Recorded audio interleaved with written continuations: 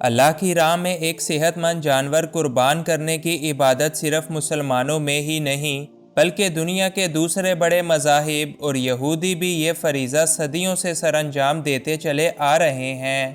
لیکن جو عمل یہودیوں کے ہاں کبھی سب سے مقدس تھا، آج اس پر پابندی کیوں عائد ہے، اور یہودی دور حاضر میں قربانی آخر کیوں نہیں کر سکتے؟ یہ لوگ کس چیز کا انتظار کر رہے ہیں کہ جس کے پورے ہو جانے کے بعد ان کی قربانیاں قبول ہوں گی، اور یہودیوں کی قربانی کا دجال سے کیا تعلق ہے؟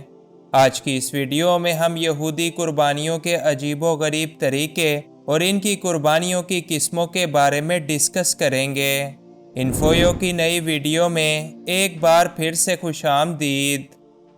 یہودیوں میں قربانی پیش کرنے کے عمل کو قربان کہا جاتا ہے۔ اہل یہود میں صرف ایک قربانی کا تصور نہیں بلکہ ان کے ہاں مختلف مواقعوں پر مختلف طرح کی قربانیاں کرنے کا تصور موجود ہے۔ یہودیوں کے ہاں قرب کا مطلب نزدیک ہونے کے ہیں، یعنی یہ قربانی ایک ایسا عمل ہے جو بندے کو خدا کے نزدیک کر دیتا ہے۔ یہودیوں میں عام طور پر ایک حلال جانور کی قربانی کی جاتی تھی، جیسے کہ بیل، بھیڑ یا پھر بکری وغیرہ۔ اس کے علاوہ یہ لوگ فاختہ، مرغی یا کسی اور حلال پرندے کی قربانی بھی پیش کر سکتے تھے۔ ان کے ہاں یہ قربانی بعض اوقات اجناس کی صورت میں بھی پیش کی جا سکتی تھی، جیسا کہ مختلف طرح کے اجناس، دالیں، سرکہ یا پھر خوشبو وغیرہ۔ یہودیوں کے ہاں ہونے والی قربانیوں کے 3 حصے کیے جاتے تھے، جن میں سے ایک حصہ اہل خانہ کے لیے، دوسرا حصہ کہانوں کے سپرد کر دیا جاتا تھا، جبکہ تیسرا بیت المقدس میں قائم ایک خاص جگہ پر رکھ کر جلا دیا جاتا تھا، اور اس کو یہودی خدا کا حصہ کہتے تھے۔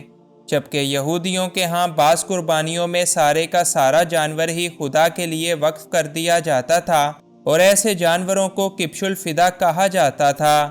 تورات کے مطابق کبش الفدا ایسے جانور کو کہتے ہیں جس پر کسی کے گناہ لاد کر اسے جنگل کی طرف دھکیل دیا جائے۔ یہودیوں کی مقدس کتابوں کے مطابق ان کو بہت سارے مواقعوں پر قربانی کرنے کا حکم دیا گیا ہے، اور ان کی دیگر کتابوں میں بھی فرض قربانیوں کے علاوہ کئی ایسی قربانیوں کا ذکر ملتا ہے جو کہ گناہوں کے کفارے کے طور پر ادا کی جاتی تھیں۔ آج یہودیوں کے مطابق اگر کوئی بھی شخص قربانی کرتا ہے تو وہ صرف صدقہ و خیرات تصور کی جاتی ہے، یہاں تک کہ یہودیوں کے مشہور ترین تہوار عید فصح کے موقع پر بھی ان کی قربانیاں قبول نہیں ہوتیں۔ عید فصح وہ تاریخی دن ہے جسے یہودی فرعون مصر سے آزادی کی خوشی میں مناتے ہیں۔ اس دن یہودی خدا کا شکر ادا کرنے کے لیے قربانی کیا کرتے تھے، لیکن فی الحال سینکڑوں سالوں سے یہودی قربانیوں کا یہ سلسلہ تاحال بند ہے۔ لیکن آخر کیا وجہ ہے کہ یہودی آج کل قربانیاں نہیں کرتے؟ چلیے جانتے ہیں۔ ہزاروں سال پہلے یہودی صحراؤں میں رہا کرتے تھے اور اپنی قربانیاں ایک مخصوص دن ایک خاص خیمے میں ادا کرتے تھے۔ پھر حضرت داؤد علیہ السلام نے ایک خاص قربان گاہ تعمیر کی، جسے بعد میں ان کے بیٹے یعنی حضرت سلیمان علیہ السلام نے ہیکل سلیمانی میں تبدیل کر دیا۔ یوں اب تمام تر قربانیاں ہیکل سلیمانی میں موجود ایک خاص جگہ پر ادا کی جانے لگیں۔ اس کے بعد بادشاہ بخت نصر کے ہاتھوں ہیکل سلیمانی کی تباہی کے بعد بنی اسرائیل کی قربانیوں کا یہ سلسلہ رک گیا، جو کہ بعد میں ہیکل سلیمانی کی دوسری مرتبہ تعمیر کے بعد پھر سے شروع ہو گیا۔